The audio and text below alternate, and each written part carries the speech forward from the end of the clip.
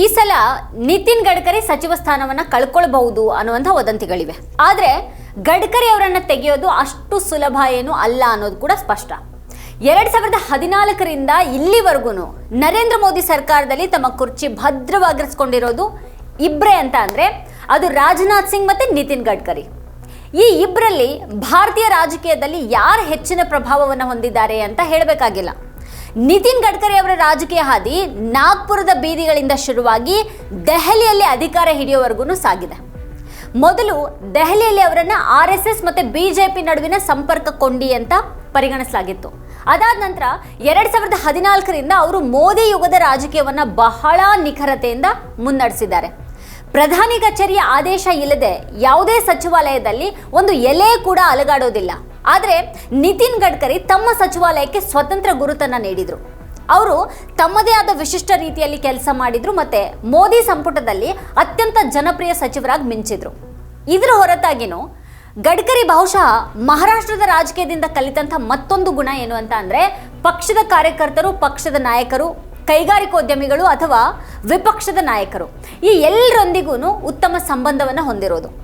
ಒಂದು ಕಾಲದಲ್ಲಿ ಮೋದಿ ಅಲ್ಲದೆ ಇದ್ರೆ ಯಾರು ಅನ್ನುವಂಥ ಒಂದು ಪ್ರಶ್ನೆ ಎದ್ದಾಗ RSS ಎತ್ತಾ ಇದ್ದಂಥ ಹೆಸರು ನಿತಿನ್ ಗಡ್ಕರಿ. ಆದರೆ ಕಳೆದ ಕೆಲ ದಿನಗಳಿಂದ ನಿತಿನ್ ಗಡ್ಕರಿ ಅವರ ಸುತ್ತಲಿನ ವಾತಾವರಣ ಸ್ವಲ್ಪ ಮಟ್ಟಿಗೆ ಬದಲಾಗಿದೆ. ಒಮ್ಮೆ ಎಲ್ಲರ ನೆಚ್ಚಿನ ನಾಯಕರಾಗಿದ್ದ ಅವರು ಇತ್ತೀಚಿನ ದಿನಗಳಲ್ಲಿ ವಿವಾದಗಳಿಗೆ ತುತ್ತಾಗ್ತಾ ಇದ್ದಾರೆ. ಉದ್ಘಾಟನೆಯ 2 ತಿಂಗಳ ನಂತರ ಹೆದ್ದಾರಿಗಳು ಒಡೆದು ಹೋಗ್ತಾ ಇವೆ. ಜನರ ವಾಹನಗಳನ್ನು ನಾಶಪಡಿಸ್ತಾ ಇರುವಂಥ E20 ಇಂಧನ ಕೂಡ ಈಗ ವಿವಾದ ಎಬ್ಬಿಸಿದೆ. ಗಡ್ಕರಿ ಕುಟುಂಬ ಗೋಮಾಂಸ ಉದ್ಯಮದೊಂದಿಗೆ ಸಂಬಂಧವನ್ನು ಹೊಂದಿದೆ ಅಂತ ಕ್ಯಾರವನ್ ತನಿಖಾ ವರದಿ ಹೇಳಿದೆ. ತಮ್ಮನ್ನ ಮೂಲೆ ಗುಂಪು ಮಾಡಲಾಗ್ತಾ ಇದೆ ಅನ್ನುವಂಥ ಒಂದು ಸುಳಿವು ಸಿಗ್ತಾ ಇದ್ದ ಹಾಗೇನೆ ಗಡ್ಕರಿ ಅವರು ಕೂಡ ಪ್ರತಿ ದಾಳಿ ನಡೆಸೋದಿಕ್ಕೆ ಶುರು ಮಾಡಿದ್ದಾರೆ. ತಮ್ಮ ವಿರುದ್ಧ ರಾಜಕೀಯ ಪಿತೂರಿಯನ್ನು ನಡೆಸಲಾಗ್ತಾ ಇದೆ ಅಂತ ಅವ್ರು ಹೇಳ್ತಾ ಇದ್ದಾರೆ. ಎಥೆನಾಲ್ ಉತ್ತಮ ಇಂಧನ, ಪೆಟ್ರೋಲ್ ಲಾಬಿ ಅಪಪ್ರಚಾರ ಮಾಡ್ತಾ ಇದೆ ಅಂತ ಅವ್ರು ಹೇಳಿದ್ದಾರೆ. E20 ಇಂಧನದಿಂದಾಗಿ ತಮ್ಮ ಮಕ್ಕಳಿಗೆ ಯಾವುದೇ ಪ್ರಯೋಜನ ಆಗಿಲ್ಲ ಅಂತ ಅವ್ರು ಹೇಳಿದ್ದಾರೆ. ಗೋಮಾಂಸದ ಉದ್ಯಮದೊಂದಿಗೆ ಸಂಪರ್ಕದ ಬಗ್ಗೆ ಆರೋಪಿಸಿದ್ದಕ್ಕಾಗಿ ದಿ ಕ್ಯಾರವನ್ ವಿರುದ್ಧ ಅವ್ರ ಕುಟುಂಬ 50 ಕೋಟಿ ಮಾನನಷ್ಟ ಮೊಕದ್ದಮೆಯನ್ನು ಹೂಡಿದೆ. ಹಾಗಾದ್ರೆ ಅವ್ರದೇ ಪಕ್ಷದೊಳಗಿನ ಯಾರಾದರೂ ಅವ್ರ ವಿರುದ್ಧನೇ ನಿಂತಿದ್ದಾರಾ? ಇದರ ಹೊರತಾಗಿನೂ ಗಡ್ಕರಿ ಮತ್ತೊಮ್ಮೆ ತಮ್ಮ ಕುರ್ಚಿಯನ್ನು ಉಳಿಸ್ಕೊಳ್ಬಲ್ರಾ? ಮೋದಿ ಮತ್ತು ಶಾ ಇಬ್ಬರಿಗೂ ಗಡ್ಕರಿ ಅವರನ್ನ ನಿವಾರಿಸಬೇಕಾದಂಥ ಒಂದು ಅನಿವಾರ್ಯತೆ ಇದ್ರೂ ಅದು ಸುಲಭನೂ ಅಲ್ಲ. ಅದಕ್ಕೆ ಕಾರಣ ಸರಳ ಮತ್ತು ಬಹಳ ಸ್ಪಷ್ಟ. ಗಡ್ಕರಿ ಅವರು ಸಂಘದ ಮನುಷ್ಯ. ಗಡ್ಕರಿ ಕುಟುಂಬ ಮೊದಲಿನಿಂದಾನು RSSನೊಂದಿಗೆ ಸಂಬಂಧವನ್ನು ಹೊಂದಿತ್ತು ಮತ್ತು ಗಡ್ಕರಿ ಆ ಪರಿಸರದಲ್ಲಿನೇ ಬೆಳೆದ್ರು. ಗಡ್ಕರಿ ಮೊದಲಿನಿಂದಾನು ರಾಜಕೀಯದತ್ತ ಒಲವನ್ನು ಹೊಂದಿದ್ರು. ಕಾಲೇಜು ದಿನಗಳಲ್ಲಿ ಅವರು RSS ವಿದ್ಯಾರ್ಥಿ ವಿಭಾಗದ ABVPಯನ್ನು ಸೇರಿದ್ರು. 1985ರಲ್ಲಿ ಗಡ್ಕರಿ ಮೊದಲ ಬಾರಿಗೆ ನಾಗ್ಪುರ ಪಶ್ಚಿಮ ಸ್ಥಾನದಿಂದ ಮಹಾರಾಷ್ಟ್ರ ವಿಧಾನಸಭೆಗೆ ಚುನಾವಣೆಯಲ್ಲಿ ಸ್ಪರ್ಧೆ ಮಾಡಿದ್ರು. ಅವರಲ್ಲಿ ಸೋತೋದ್ರು. ಆಗ ನಾಗ್ಪುರ ಪಶ್ಚಿಮ ದಲಿತರು ಮತ್ತು OBCಗಳ ಭದ್ರಕೋಟೆಯಾಗಿತ್ತು ಮತ್ತು BJPಯಲ್ಲಿ ಯಾವತ್ತೂ ಕೂಡ ಗೆದ್ದಿರಲಿಲ್ಲ. ಆರಂಭಿಕ ವರ್ಷಗಳಲ್ಲಿ ಗಡ್ಕರಿ ಅವರ ಮಾರ್ಗದರ್ಶಕರಾಗಿದ್ದವರು ಜನಸಂಘದ ನಾಯಕ ಗಂಗಾಧರರಾವ್ ಫಡ್ನವೀಸ್. ಅವರು ಮಹಾರಾಷ್ಟ್ರದ ಈಗಿನ CM ದೇವೇಂದ್ರ ಫಡ್ನವೀಸ್ ಅವ್ರ ತಂದೆ. ಗಡ್ಕರಿ ಅವರು ಮೊದಲ ಚುನಾವಣೆಯನ್ನು ಗೆದ್ದಿದ್ದು 1989ರಲ್ಲಿ. ಅದಾದ ನಂತರ 2014ರ ಲೋಕಸಭೆ ಚುನಾವಣೆವರೆಗೆ ಸತತ 4 ಬಾರಿ ಗೆದ್ರು. 1995ರಲ್ಲಿ BJP ಶಿವಸೇನೆ ಮೈತ್ರಿಕೂಟ ಕಾಂಗ್ರೆಸ್ ಅನ್ನ ಸೋಲಿಸಿ ಮಹಾರಾಷ್ಟ್ರದಲ್ಲಿ ಅಧಿಕಾರಕ್ಕೆ ಬಂತು. 1996ರಲ್ಲಿ ಗಡ್ಕರಿ RSS ಬೆಂಬಲದೊಂದಿಗೆ PWD ಸಚಿವರಾದರು. ಅದು ಮಾತ್ರ ಅಲ್ಲದೆ ನಾಗ್ಪುರದ ಉಸ್ತುವಾರಿಯೂ ಕೂಡ ಅವ್ರ ಹೆಗಲೇರ್ತು. ಅವರ ಅವಧಿಯಲ್ಲಿ ಮುಂಬೈನಲ್ಲಿ 50ಕ್ಕೂ ಹೆಚ್ಚು ಫ್ಲೈಓವರ್ಗಳು ಮತ್ತೆ ಮುಂಬೈ ಮತ್ತು ಪುಣೆ ನಡುವೆ ಷಟ್ಪಥದ ಎಕ್ಸ್ಪ್ರೇ ನಿರ್ಮಿಸುವಂಥ ಒಂದು ಕೆಲಸ ಪ್ರಾರಂಭ ಆಯಿತು. ನಾಗ್ಪುರದ ಅಭಿವೃದ್ಧಿಯ ಜೊತೆಗೇನೆ RSSನೊಂದಿಗಿನ ಗಡ್ಕರಿ ಸಂಬಂಧಗಳು ಕೂಡ ಸುಧಾರಿಸಿದ್ವು.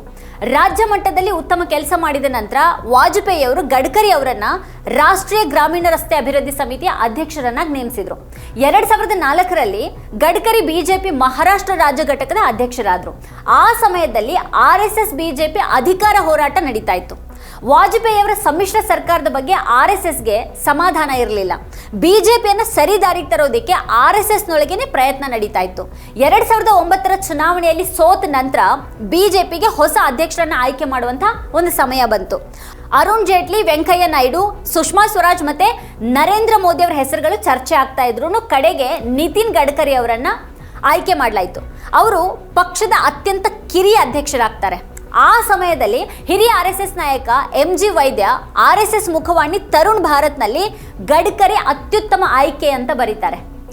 ಈ ಬೆಂಬಲನೇ ಗಡ್ಕರಿ ಅವರನ್ನ ಇವತ್ತಿಗೂ ಕೂಡ ರಕ್ಷಣೆ ಮಾಡ್ತಾ ಇದೆ. ಅವ್ರಿಗೆ ಇವತ್ತಿಗೂ RSS ಬೆಂಬಲ ಇದೆ. ಅದರ ಹೊರತಾಗಿನೂ ಈಗ ಅವ್ರ ಮೇಲೆ ದಾಳಿಗಳಾಗ್ತಾ ಇವೆ. ಬಿಜೆಪಿ ಹೈಕಮಾಂಡ್ ಒಳಗಿನ ಅನೇಕರು ಗಡ್ಕರಿ ಅವ್ರ ಬಗ್ಗೆನೇ ಅನುಮಾನಗಳನ್ನು ಹೊಂದಿದ್ರು. ಗಡ್ಕರಿ ನಾಗ್ಪುರದಿಂದ ಬಂದಿದ್ರು. ದೆಹಲಿ ರಾಜಕೀಯದಲ್ಲಿ ಸ್ವಲ್ಪ ಬೇರೆಯಾಗಿನೇ ಕಾಣ್ತಾ ಇದ್ರು. ಹಿಂದಿಯ ಮೇಲೆ ಬಲವಾದಂಥ ಹಿಡಿತ ಇರಲಿಲ್ಲ, ಉತ್ತಮ ಮಾತುಗಾರಿಕೆ ಕೂಡ ಇರಲಿಲ್ಲ. 2011ರಲ್ಲಿ ಗಡ್ಕರಿ ಸಂಜಯ್ ಜೋಶಿಯನ್ನ ಪಕ್ಷಕ್ಕೆ ಮರು ಸೇರ್ಪಡೆಗೊಳಿಸಿದಾಗ ತೊಂದರೆಗಳು ಉಲ್ಬಣಗೊಂಡವು. RSS ವಲಯಗಳಲ್ಲಿ ಜೋಶಿ ಅವರಿಗೆ ಸಾಕಷ್ಟು ಗೌರವ ಇದ್ರೂ ಮೋದಿ ಮತ್ತೆ ಶಾ ಬದ್ಧ ವೈರಿಗಳಾಗಿದ್ದು ರಹಸ್ಯ ಏನಾಗಿರಲಿಲ್ಲ. ಅಶ್ಲೀಲ CD ಪ್ರಕರಣದಲ್ಲಿ ಜೋಶಿ 2005ರಲ್ಲಿ ಪಕ್ಷಕ್ಕೆ ರಾಜೀನಾಮೆಯನ್ನು ನೀಡಬೇಕಾಯಿತು. ಆದ್ರೆ ಬೆನ್ನಲ್ಲೇ 2012ರ UP ಚುನಾವಣೆಯಲ್ಲಿ ಬಿಜೆಪಿ ಹೀನಾಯ ಸೋಲನ್ನ ಕಂಡಾಗ ಪಕ್ಷದೊಳಗೆ ಗಡ್ಕರಿ ಅವರ ಸ್ಥಾನ ಮತ್ತಷ್ಟು ದುರ್ಬಲಗೊಳ್ತು. ಮೋದಿ ಮತ್ತೆ ಗಡ್ಕರಿ ರಾಜಕೀಯ ಕ್ಷೇತ್ರದಲ್ಲಿ ಮುಖಾಮುಖಿಯಾಗೋದು ಹೊಸದೇನಲ್ಲ. ಅಲ್ಲದೆ ಗಡ್ಕರಿ ಅವರು ಈ ಹಿಂದೆಯೂ ಕೂಡ ಸ್ವಜನ ಪಕ್ಷಪಾತ, ಅಸಮರ್ಥತೆ ಮತ್ತೆ ಭ್ರಷ್ಟಾಚಾರದ ಆರೋಪಗಳನ್ನು ಎದುರಿಸಿದ್ದಾರೆ. ಈಗ ಅವ್ರ ವಿರುದ್ಧ ಎದ್ದಿರುವಂತಹ ಬಿರುಗಾಳಿಗಿಂತನೂ ಹೆಚ್ಚಿನ ಬಿರುಗಾಳಿಗಳನ್ನ ಅವರು ಈಗಾಗಲೇ ಎದುರಿಸಿದ್ದಾರೆ. ಆ ಸಮಯದಲ್ಲಿ ಅವ್ರ ಪಕ್ಷ ಗಡ್ಕರಿ ಅವರನ್ನ ಬೆಂಬಲಿಸಿತು. ಅರುಣ್ ಜೇಟ್ಲಿ ಮತ್ತೆ ಸುಷ್ಮಾ ಸ್ವರಾಜ್ ಪತ್ರಿಕಾಗೋಷ್ಠಿಯನ್ನ ನಡೆಸಿ ಆರೋಪಗಳನ್ನು ನಿರಾಕರಿಸಿದ್ರು. ನಾಗ್ಪುರ ಮೂಲದ ಸಂಸ್ಥೆ ಪೂರ್ಣಿ ಪವರ್ ಮತ್ತೆ ಶುಗರ್ ಲಿಮಿಟೆಡ್ಗೆ ಸಂಬಂಧಪಟ್ಟಂತಹ ಶೆಲ್ ಕಂಪನಿಗಳ ಬಗ್ಗೆ ನಿತಿನ್ ಗಡ್ಕರಿ ವಿರುದ್ಧ ಆರೋಪಗಳು ಬಂದವು. ಭ್ರಷ್ಟಾಚಾರದ ವಿಷಯದಲ್ಲಿ ಬಿಜೆಪಿ ಕಾಂಗ್ರೆಸ್ ಅನ್ನ ಮೂಲೆ ಗುಂಪು ಮಾಡೋದಕ್ಕೆ ಯತ್ನಿಸ್ತಾ ಇದ್ದಂಥ ಸಮಯದಲ್ಲಿ ಇದೆಲ್ಲಾನು ಆಯಿತು. ನವೆಂಬರ್ 2012ರಲ್ಲಿ ಪೂರ್ಣಿ ವಿವಾದ ಉತ್ತುಂಗದಲ್ಲಿದ್ದಾಗ ಹಿರಿಯ RSS ನಾಯಕ MG ವೈದ್ಯ ಬ್ಲಾಗ್ ಪೋಸ್ಟ್ ಅನ್ನ ಬರೀತಾರೆ. ಗಡ್ಕರಿ ವಿರುದ್ಧದ ಪ್ರಚಾರದ ಹಿಂದೆ ಪಕ್ಷದೊಳಗಿನ ಯಾರೋ ಇದ್ದಾರೆ ಅಂತ ಹೇಳಲಾಯಿತು. ನಿತಿನ್ ಗಡ್ಕರಿ ವಿರುದ್ಧ ನಡೆಸಲಾಗ್ತಾ ಇರುವಂತಹ ಅಭಿಯಾನದ ಹಿಂದಿನ ಬೇರುಗಳು ಗುಜರಾತ್ನಲ್ಲಿವೆ ಅಂತ ಅವ್ರು ಬರೀತಾರೆ.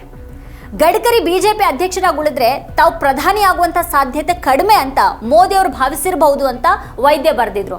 ಅಂದ್ರೆ ಮೋದಿ ಗಡ್ಕರಿ ಅವರನ್ನ ಸ್ಪಷ್ಟ ಪ್ರತಿಸ್ಪರ್ಧಿಯಾಗಿ ನೋಡಿದ್ರು. ಆದಾಯ ತೆರಿಗೆ ಇಲಾಖೆ ಗಡ್ಕರಿ ಅವರಿಗೆ ಸಂಬಂಧಪಟ್ಟಂತ ಕಂಪನಿಗಳು ಮತ್ತೆ ಕಚೇರಿಗಳ ಮೇಲೆ ದಾಳಿಯನ್ನ ನಡೆಸ್ತಾ ಇತ್ತು. ಈ ಮಧ್ಯ ಬಿಜೆಪಿ ಮತ್ತೆ RSS ನಲ್ಲಿ ಗಡ್ಕರಿಗೆ ಬೆಂಬಲ ಕಡಿಮೆಯಾಗತೊಡಗಿತು. 2013ರ ಜನವರಿಯಲ್ಲಿ ಗಡ್ಕರಿ ಪಕ್ಷದ ಆದೇಶದ ಮೇರೆಗೆ ರಾಜೀನಾಮೆಯನ್ನ ನೀಡುತ್ತಾರೆ. 2014ರ ಮೋದಿ ಸಂಪುಟದಲ್ಲಿ ನಿತಿನ್ ಗಡ್ಕರಿ ರಸ್ತೆ ಸಾರಿಗೆ ಮತ್ತೆ ಹೆದ್ದಾರಿ ಸಚಿವರಾದರು. ಮತ್ತೆ ಅವರು ಇವತ್ತಿಗೂ ಕೂಡ ಆ ಹುದ್ದೆಯಲ್ಲಿನೇ ಇದ್ದಾರೆ. 2014ರ ಲೋಕಸಭೆ ಚುನಾವಣೆಯ ಕೆಲ ತಿಂಗಳ ನಂತರ ಮಹಾರಾಷ್ಟ್ರ ರಾಜ್ಯ ವಿಧಾನಸಭಾ ಚುನಾವಣೆ ನಡೆದು ಬಿಜೆಪಿ ಏಕೈಕ ದೊಡ್ಡ ಪಕ್ಷವಾಗಿ ಹೊರಹೊಮ್ಮಿತು. ಆ ಸಮಯದಲ್ಲಿ ಮುಖ್ಯಮಂತ್ರಿ ಹುದ್ದೆಗೆ ಗಡ್ಕರಿ ಅವರ ಹೆಸರು ಕೇಳಿಬಂತು. ಆದರೆ ಇದು ಮೋದಿ ಅವರಿಗೆ ಬೇಕಾಗಿರಲಿಲ್ಲ ಅಂತ ವಿಶ್ಲೇಷಕರು ಹೇಳ್ತಾರೆ. ಮೋದಿ ಅವರು ಅಂತಹ ಮಹತ್ವದ ರಾಜ್ಯವನ್ನ ಗಡ್ಕರಿಗೆ ಬಿಡೋದಿಕ್ಕೆ ಸಾಧ್ಯನೇ ಇರಲಿಲ್ಲ.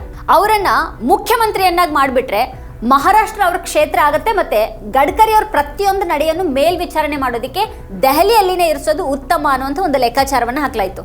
ಆದರೆ ಗಡ್ಕರಿ ಮೋದಿ ಸಂಪುಟದಲ್ಲೂ ಕೂಡ ಗಮನ ಸೆಳೆದ್ರು. ಆದ್ರೂ ರಸ್ತೆಗಳ ಕಳಪೆ ಗುಣಮಟ್ಟದ ಪ್ರಕರಣ ಬಹಿರಂಗಗೊಳ್ತಾನೆ ಇವೆ. ಅದರ ಜೊತೆಗೇನೆ ಈಗ ಎಥೆನಾಲ್ ವಿವಾದ ಕೂಡ ಸೇರಿದೆ. 2014ರಲ್ಲಿ ರಸ್ತೆ ಸಾರಿಗೆ ಮತ್ತೆ ಹೆದ್ದಾರಿ ಸಚಿವರಾದಾಗಿನಿಂದಾನು ಗಡ್ಕರಿ ಎಥೆನಾಲ್ ಮಿಶ್ರಣಕ್ಕೆ ಒತ್ತಾಯ ಮಾಡೋದಕ್ಕೆ ಪ್ರಾರಂಭ ಮಾಡಿದ್ರು. ಇದರ ಹಿಂದೆ ಸ್ವಹಿತಾಸಕ್ತಿ ಸಂಘರ್ಷ ಇದೆ ಅನ್ನುವಂಥ ಆರೋಪ ಮುನ್ನೆಲೆಗೆ ಬಂದಿದೆ. ಅವ್ರ ಪುತ್ರರಿಗೆ ಸಂಬಂಧಪಟ್ಟಂಥ ಕಂಪನಿಗಳು ಇದರಿಂದ ಲಾಭ ಪಡೆದಿವೆ ಅಂತ ಹೇಳಲಾಗ್ತಾ ಇದೆ. ಈ ಸರ್ಕಾರದಲ್ಲಿ ಗಡ್ಕರಿ ಮಾತ್ರ ಈ ನೋವಿನ ದಿನಗಳನ್ನು ಅನುಭವಿಸ್ತಾ ಇರುವಂತಹ ನಾಯಕರಲ್ಲ. ಆದರೆ ಮೋದಿ, ಶಾ ಮತ್ತೆ RSS ನಡುವೆ ಖಂಡಿತವಾಗಿಯೂ ಕೆಲವು ಘರ್ಷಣೆಗಳಿವೆ. ಬಹುಶಃ ಮೋದಿ ಉತ್ತರಾಧಿಕಾರದ ವಿಷಯಕ್ಕೆ ಸಂಬಂಧಪಟ್ಟ ಹಾಗೆ ಅಂತಹ ಘರ್ಷಣೆ ಇದೆ. ಅದಕ್ಕಾಗಿನೇ ನಿತಿನ್ ಗಡ್ಕರಿ ಅವರನ್ನ ಈಗ ಗುರಿಯಾಗಿಸಲಾಗ್ತಾ ಇದೆ. ಅವರನ್ನ ದುರ್ಬಲರನ್ನಾಗಿ ಮಾಡಲಾಗ್ತಾ ಇದೆ ಅನ್ನುವಂಥ ಮಾತುಗಳಿವೆ. ಈ ಹಿಂದೆಯೂ ಕೂಡ ಇದೇ ರೀತಿ ಆಗಿರೋದ್ರಿಂದ ಅದನ್ನು ನಿರಾಕರಿಸೋದಿಕ್ಕೆ ಸಾಧ್ಯ ಇಲ್ಲ. ರಾಜಕೀಯ ಪಿತೂರಿ ಇದೆಯೋ ಅಥವಾ ಇಲ್ವೋ, ದಾಖಲೆಯಲ್ಲೂ ಕೂಡ ಸಚಿವರಾಗಿ ನಿತಿನ್ ಗಡ್ಕರಿ ಅವರ ಕಾರ್ಯಕ್ಷಮತೆ ಸ್ವಲ್ಪ ನಿರಾಶಾದಾಯಕವಾಗಿಯೇ ಇದೆ. ಗಡ್ಕರಿ ಅವರು ಭರವಸೆ ನೀಡಿದ ಹಾಗೆ ನಮ್ಮ ರಸ್ತೆಗಳು ಅಮೆರಿಕದ ರಸ್ತೆಗಳ ಹಾಗೆ ಉತ್ತಮ ಆಗಲಿಲ್ಲ, ಅಥವಾ ಎಥೆನಾಲ್ ಮಿಶ್ರಣ ವೆಚ್ಚದಲ್ಲಿ ಇಳಿಕೆಗೆ ಕಾರಣ ಆಗಲಿಲ್ಲ. ಇವತ್ತು ಎಥೆನಾಲ್ ಉತ್ಪಾದನೆ ಪೆಟ್ರೋಲ್ ಖರೀದಿ ಮಾಡೋದಕ್ಕಿಂತ ದುಬಾರಿ ಆಗಿದೆ ಅನ್ನೋದು ಬೇರೆ ವಿಷಯ. ಅದು ಇದಲ್ಲದೆ ಈ ಮಿಶ್ರಿತ ಇಂಧನ ಮೈಲೇಜ್ ಅನ್ನು ಕಡಿಮೆ ಮಾಡ್ತಾ ಇದೆ, ನಿರ್ವಹಣಾ ವೆಚ್ಚಗಳು ಹೆಚ್ಚಾಗ್ತಾ ಇವೆ, ಮತ್ತೆ ಜನರು ಈಗ ತೀವ್ರ ಸಂಕಷ್ಟದಲ್ಲಿದ್ದಾರೆ. ಸರ್ಕಾರ ತೀವ್ರ ಮುಜುಗರವನ್ನು ಎದುರಿಸ್ತಾ ಇದೆ. ಗಡ್ಕರಿ ವಿರುದ್ಧ ಸಾಮಾಜಿಕ ಮಾಧ್ಯಮದಲ್ಲಿ ಈಗ ನಿಂದನೆಗಳಿವೆ. ಇವೆಲ್ಲವೂ ಗಡ್ಕರಿ ರಾಜಕೀಯ ಹಾದಿಯ ಮುಳ್ಳುಗಳಾಗ್ಲಿವೆಯಾ? ಯಾಕಂತಂದ್ರೆ ಬಹುಶಃ ನಿತಿನ್ ಗಡ್ಕರಿ ಅವರ ಜನಪ್ರಿಯತೆನೇ ಅವ್ರ ಪಾಲಿನ ಕಂಟಕ ಆಗ್ಲೂಬಹುದು ಅಂತ ಹೇಳಲಾಗ್ತಾ ಇದೆ. ಅವ್ರ ಜನಪ್ರಿಯತೆಯನ್ನು ಸಹಿಸಿದ ಮೋದಿ ಶಾ ಜೋಡಿ ಬಿಜೆಪಿಯ ವಾಷಿಂಗ್ ಮಷಿನ್ ನಲ್ಲಿ ಶುಭ್ರವಾಗುವಂತ ಒಂದು ಅವಕಾಶವನ್ನ ಅವ್ರಿಗೆ ಕೊಡಲಾರದು ಅಂತ ಹೇಳಲಾಗ್ತಾ ಇದೆ. ಹಾಗಾಗಿ ಸಂಪೂರ್ಣವಾಗಿ ಅಳಿಸಿ ಹಾಕೋದಿಕ್ಕೆ ಬಯಸಲಾಗ್ತಾ ಇರುವಂತಹ ಕೆಲವು ಅಸುರಕ್ಷಿತ ನಾಯಕರ ಸಾಲಿನಲ್ಲಿ ಈಗ ಗಡ್ಕರಿ ಅವರು ಕೂಡ ಇದ್ದಾರೆ ಅನ್ನೋ ಹಾಗೆ ಕಾಣ್ತಾ ಇದೆ. ವೀಕ್ಷಕರೇ, ಈ ಕುರಿತು ನಿಮ್ಗೇನು ಅನ್ಸುತ್ತೆ, ಏನು ಅಭಿಪ್ರಾಯ ಇದೆ, ಇದನ್ನು ವಿಡಿಯೋ ಕೆಳಗಡೆ ಕಮೆಂಟ್ ಮಾಡಿ ನಮಗೆ ತಿಳಿಸಿ. ಇದೇ ಹೊತ್ತಿನ ಸ್ಪೆಷಲ್ ನೋಡ್ತಾ ಇರಿ ವಾರ್ತಾಭಾರತಿ. ನೀವಿನ್ನು ವಾರ್ತಾಭಾರತಿ ಯೂಟ್ಯೂಬ್ ಚಾನಲನ್ನು ಸಬ್ಸ್ಕ್ರೈಬ್ ಮಾಡಿಲ್ಲ ಅಂತ ಅಂದರೆ ಈ ಕೂಡಲೇ ಸಬ್ಸ್ಕ್ರೈಬ್ ಮಾಡಿ, ಹಾಗೆ ಪಕ್ಕದಲ್ಲೇ ಇರುವಂಥ ಬೆಲ್ಲೈಕನ್ನ ಪ್ರೆಸ್ ಮಾಡಿ ನಮ್ಮನ್ನು ಪ್ರೋತ್ಸಾಹಿಸಿ. ನಮ್ಮ ಕಾರ್ಯಕ್ರಮಗಳನ್ನ ನೀವು ನೋಡ್ತಾ ಇದ್ರೆ ನಮ್ಮ ಚಾನೆಲ್ ಅನ್ನ ಸಬ್ಸ್ಕ್ರೈಬ್ ಮಾಡಿ, ಪಕ್ಕದ ಬೆಲ್ ಐಕನ್ ಒತ್ತಿ ನಮ್ಮನ್ನ ಬೆಂಬಲಿಸಿ. ಹಾಗೆ ನಮ್ಮ ಕಾರ್ಯಕ್ರಮಗಳನ್ನ ಲೈಕ್ ಮಾಡಿ, ಕಮೆಂಟ್ ಮಾಡಿ, ಅದನ್ನ ಬೇರೆಯವರಿಗೂ ವಾಟ್ಸ್ಆಪ್ ಮೂಲಕ ಶೇರ್ ಮಾಡಿ. ನೀವು ಹೀಗೆ ಮಾಡಿದಾಗ ನಮ್ಮ ಚಾನೆಲ್ ಇನ್ನಷ್ಟು ಮತ್ತಷ್ಟು ಜನರಿಗೆ ತಲುಪಲು ನೀವು ನಮ್ಮೊಂದಿಗೆ ಸಹಕರಿಸಿದ ಹಾಗಾಗುತ್ತೆ. ಇದು ನೀವು ಯಾವುದೇ ಖರ್ಚಿಲ್ಲದೆ ಕೆಲವೇ ಸೆಕೆಂಡುಗಳಲ್ಲಿ ನೀಡಬಹುದಾದ ಸಹಕಾರ. ಧನ್ಯವಾದಗಳು.